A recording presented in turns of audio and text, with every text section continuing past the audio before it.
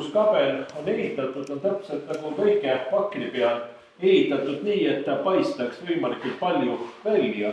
Et viikingide ajal laevaliiklus oli siin saare ja mandrimaa vahel ja siin oli kindel soov näidata, et saare elanikud on kristlased ja kristlased on teretulnud.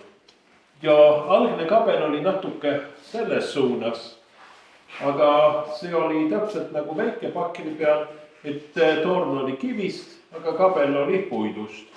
Ja kui oli Aleksander III valitsuse aeg, siis oli ju suur venestamise aeg ja siin saare peal värbati mõned inimesed, kes läksid üle Vene kirikusse ja tekkis suured vastuseisud ja vana kabel põles müstilisel põhjusel. Ja siis pakrilased ehitasid uut kabelit kivist, et ei oleks nii lihtne põlema panna. Aga siis tekkis hoopis teine takistus, et Paldiskis tuli politsei ülem, keeras uks lukku ja võttis võtmed endaga kaasa. Sest ilma Vene piiskopi loata ei saanud kabelit pühitseda. Ja oma suures hädas siis saadeti kirja keisrinnale ja keisrinna aitas Peterburist, et võtmed said tagasi toodud ja kabel oli võimalik pühitseda 1897. Ja sellest on päris palju kirjutatud Rootsi Mikli kiriku kroonikas. Ja siis kabel oli võimalik kasutada kuni esimese Nõukogude okupatsiooni aeg. Inimesed pidi saaret lahkuma ja kabelit kasutati hoopis teiseks otstarbeks. Ja siis Saksa ajal tuli tagasi ja palvetati siin jälle ja 44 enamus lahkusid Rootsi, mõned Mandri Eestisse ja saared said ju vabaks alles 1994. Head sõbrad, kas te oleksite ette kujutanud, et ühel tühjal saarel, kus ükski inimene ei ela, seal on üks jumalakoda tõusnud varemetest täielikult taastatud kujul, et seal omaette olla. Ka mina ei võinud seda endale ette kujutada, kui ma 34 aastat tagasi tulin mõttega, et konserveerida varemetes kabelimüürid meie esivanemate mälestuseks. Aga kui head hinged ühinevad nagu sel juhul Rootsist ja Eestist, siis Jumala ime toimub ja kabel taastati. Mu mõte haarab kõik need heatahtlikud donaatorid, kelle toel on seda läbi viidud. Aga tahaksin ka esile tõsta pakrisaarlase Einar Miilbergi kabelite mälestusfondist. Me lõime Rootsis kabelite mälestusfond 1992. aastal ja Einar Miilberg sai selle juhatajaks. Oma abiliste ja toetavate koostöölistega nimetaksin Jaan Astali Eesti-rootslaste kultuuri omavalitsusest, antikvaaria arhitekti Lea Stroi ja veel teisi. Koordineeriti siis toetuste andjate töötegijatega ja sellega viidi läbi seda Jumala imet. Ka Tallinna Rootsi Mikli kogudus, kuhu Pakrisaarte rootslased kuulusid, on olnud üks toetav partner ja on varustanud kabeli siseseadmetega siin, nagu näha. Aga see on juba teine kord, kui kabel on ületanud selle võimatuni nähtava. Kui meie esivanemate vana puukabel maha põletati ja rahvas oli ehitanud endale uue kivist kabeli. Tuli tookordne maa ülemvalitseja ja lukustas kabeli. Taheti tõkestada meie esivanemad oma Luteri usu kiriku teenused kabelis teostada. Aga esivanemad ei andnud alla.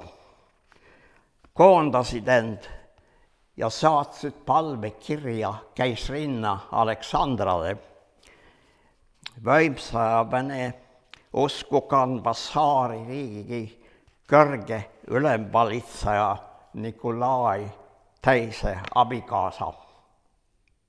Ja see ime sündis. Keisrinna asus toetama pakrirahvast ja kabel avati. Nende sündmuste läbi on kabel tõestanud, et ka ette kujutamata võib sündida, kui head inged ühinevad. Ja seisku kabel oma taastatud kujul nüüd veel pikkadeks aastaseks selle saare ümbritseva ilusal maastikul ja raskesti kätte saadaval kohal. Nagu me just kuulsime Arnold rääkivat, on siin tõeline ime toimunud ja palju on appi tulnud need ilusad pingid, mida me praegu näeme. Oleme saanud Haljala kirikust. Nemad tegid remont ja ei vajanud enam nii palju need pingid. Ja omaette selline märk on see, et need pingid on tehtud samal aastal, kui kabelit siin pühitseti. 1897. Siis abielus kohalik parun Edward von Dellinghausen ja oma pulmaks ta lasi kirikule teha uued pingid. Ja nüüd nad on siia jõudnud ja me tõesti loodame, et me saame neid ka korda teha. Ja järgmine kord, kui teeme palvust, siis saame kõik istuda.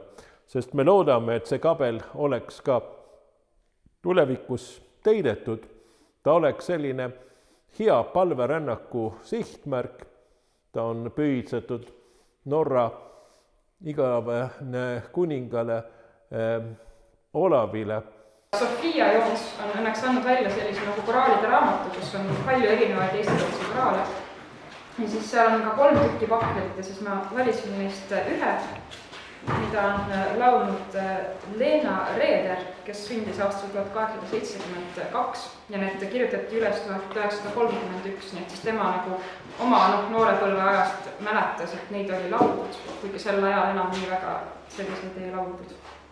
Ja need on sellisest väga vanast, see on just 1780 midagi aastast on see nagu psalmide raamat, rootsikeelne psalmide raamat, kus need tekstist tulevad.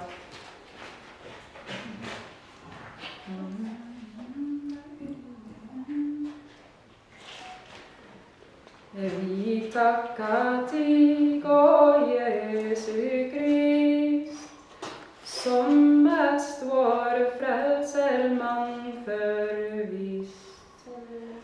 Du för oss alla omsorgbar, med dine helga änglaskar. Vi lägger oss till skiljonär, låt dig vår själ umgällete, som brutit genom vår skyld. Förlåtet Gud och var oss huld. Sin ängel håller om oss vakt och have oss i någa akt. Att de fyllen oss ej skada gör, dag eller natt Gud oss bönner. Amen, amen till en god natt. Din ängel vare oss tillsatt, som oss bevara och vårt bo i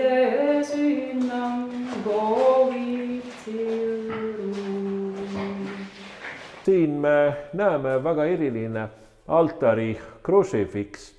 Ta on algselt olnud torni rist ja punaväelased on lasknud pihta, kuni ta alla kukkus.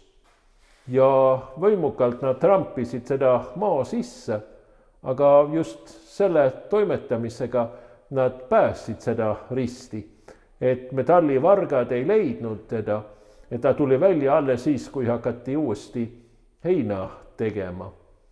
Ja ime omaette on ka see, et kui me tegime ta korda ja tahtsime, et Jeesuse kuju oleks ka risti peal, nii nagu lapsepõlves alati öeldi, et kui sa tuled kirikusse, vaata, kas Jeesus on ristil, siis on hea koht.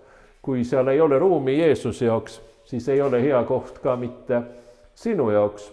Et meie tegime korjandus Püha Luutsia päeva tähistamisel ja saime 245 eurot. Ja Tartus on kirikuasjade pood Pauluse kirikus ja Kristuse kuju maksis just 245 eurot. Ja see on nagu meie selline õige revanš ja võit, et see, mida teised tahtsid hävitada, oleme meie tõstnud au kohale ja andku Jumal, et see krusifiks saaks olla abiks, et inimesed leiaksid teed Jeesuse juurde ja koju Jumala riiki.